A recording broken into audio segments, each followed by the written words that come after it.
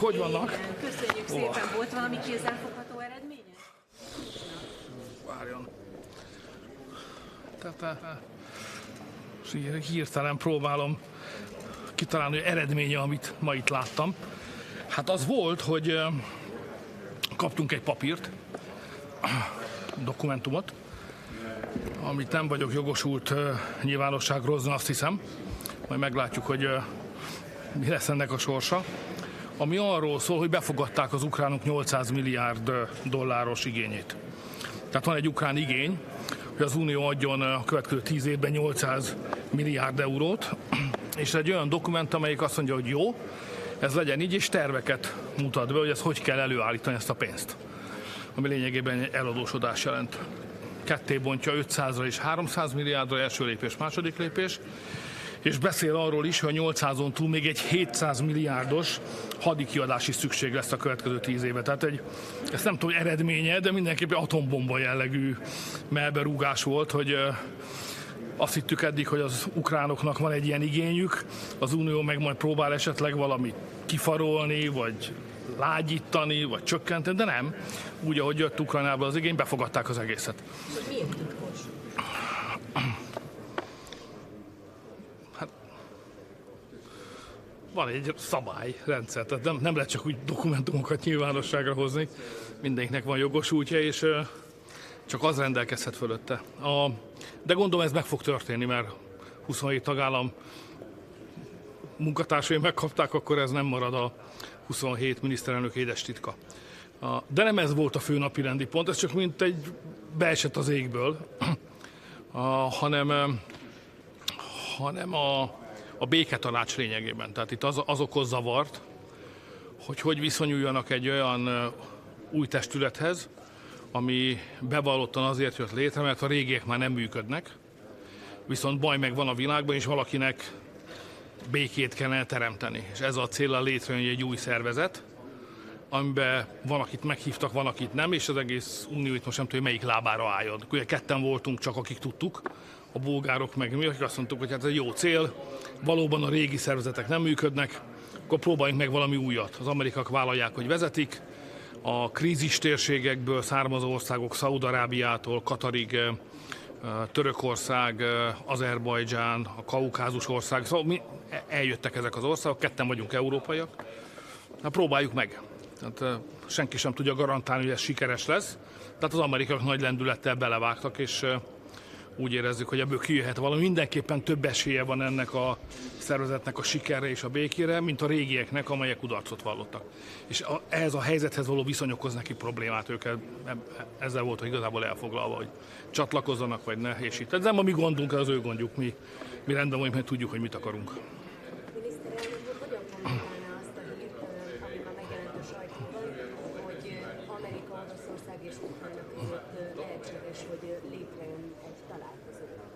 Hát mi is dolgozunk rajta, előbb-utóbb lesz békecsúcs Budapesten, nem tudjuk még, hogy pontosan mikor és hogy milyen szereplőkkel, de ez nem került le a napirendről, ez ott van az amerikaiaknak a jegyzetei között, és ott van a mi munkafüzetünkben is. Azt gondolom, hogy előbb-utóbb lesz békecsúcs Magyarországon.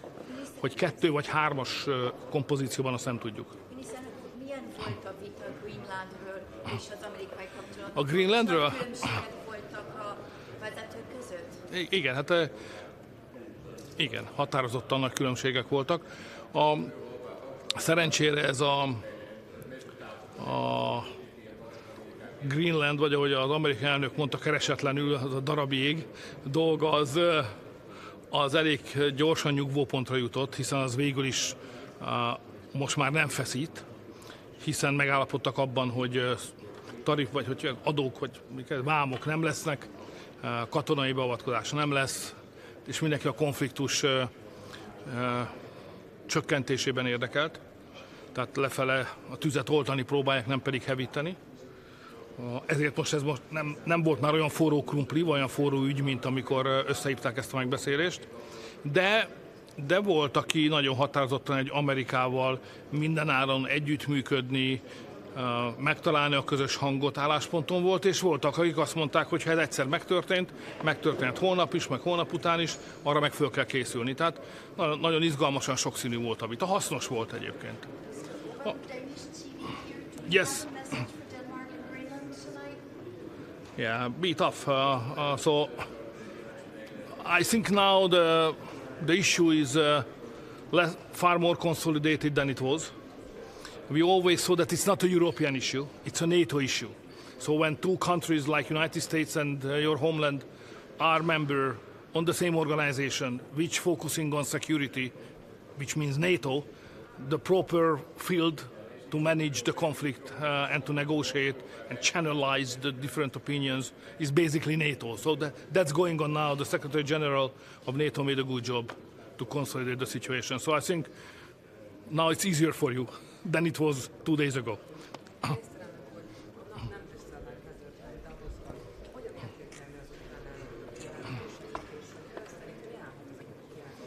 Hát ezt hozzá kell most már szoknunk, tehát nem egyedi esetről van szó, kampány van, 81 néhány nap múlva választás van.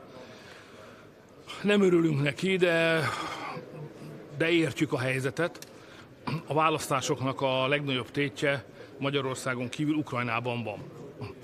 Hiszen ez a dokumentum, amiről beszéltem, ez egyébként leírja, hogy 27-ben csatlakozni kell Ukrajnának az Európai Unióhoz. Tehát nem csak 800 milliárdról beszél, meg 700-ról, hanem beszél a csatlakozás időpontjáról is. És Magyarország ezt ellenzi. Tehát szerintem a következő 100 évben nem lesz olyan parlament Magyarországon, amely az ukránok mellett szavazzon, hogy beüljenek az Európai Unióba. És azt gondolják az ukránok, hogy egyetlen módon lehet ezt az akadályt, Magyarország nevű akadályt elhárítani, hogyha ukrán barát kormány lesz Magyarországon. És ezen dolgoznak. És utána Magyarországon nyilvánvaló, hogy mi nem akarjuk, hogy bejöjjenek az Unióba, mi ellenezzük Ukrajna tagságát, Tisza meg a DK be akarja őket engedni, ezért tudomásul kell vennünk, hogy az ukránok aktív szereplői lesznek a magyar kampánynak, mert elemi érdekük fűződik hozzá, hogy Magyarországon kormányváltás. Ettől nem vagyok boldog, nem valami szép dolog, még ha érthető is, de hát majd megküzdünk ezzel is. A választás és a szavazás kapcsán szeretnék érdeklődni, hogy mi miniszterelnök úr véleménye arról, hogy a Tisza párt ma távol maradt az Ursula von der Leyen elleni szavazás. Én a régi iskolához tartozom. Tehát ha van egy ügy, akkor bűt vagy bát kell mondani. Ha súnyogsz, csak ráfázol. Én ezt gondolom. Tehát van egy ügy, bizalmatlanság indítvány van, vagy kiállsz valaki mellett, vagy azt mondod, hogy most már menjen innen, mert olyan hibákat vétett, hogy nem méltó arra, hogy élvezze a bizalmunkat. Az, hogy súnyogok, az olyan okos, olyan agyas dolognak tűnik, de én azt tanultam a politikában, hogy az nem vezet jóra.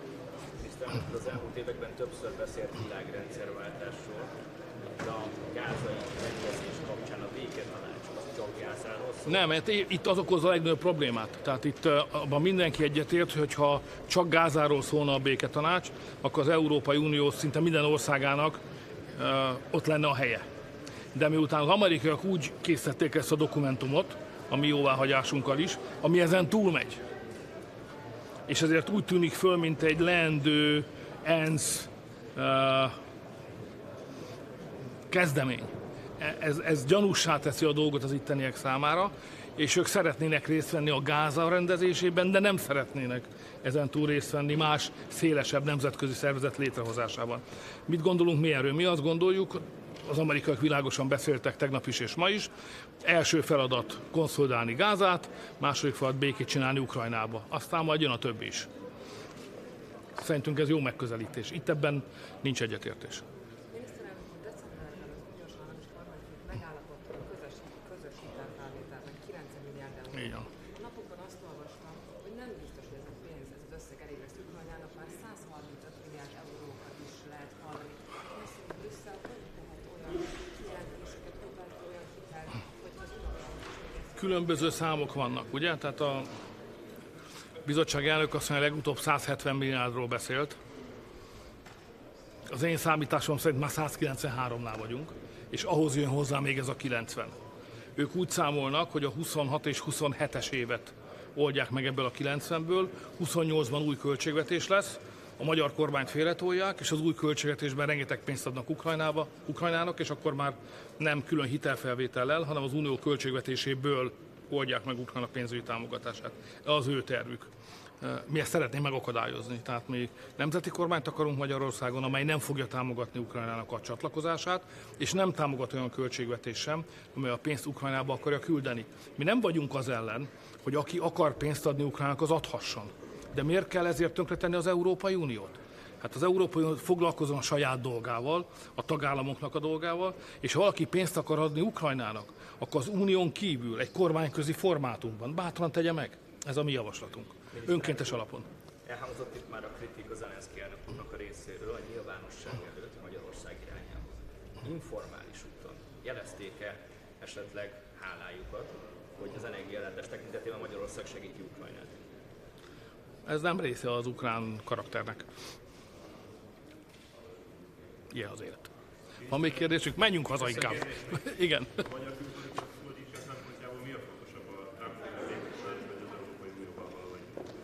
Hát azt szeretnénk, ha ez nem vagy lenne. Azért nagyon fontos, hogy Bulgária is ott volt ma. Tehát nem egyedül voltunk ott, akik az Európai Unió tagjai közül aláírtuk alapítóként a béketanácsnak a dokumentumát, hanem a bulgárok is ott voltak.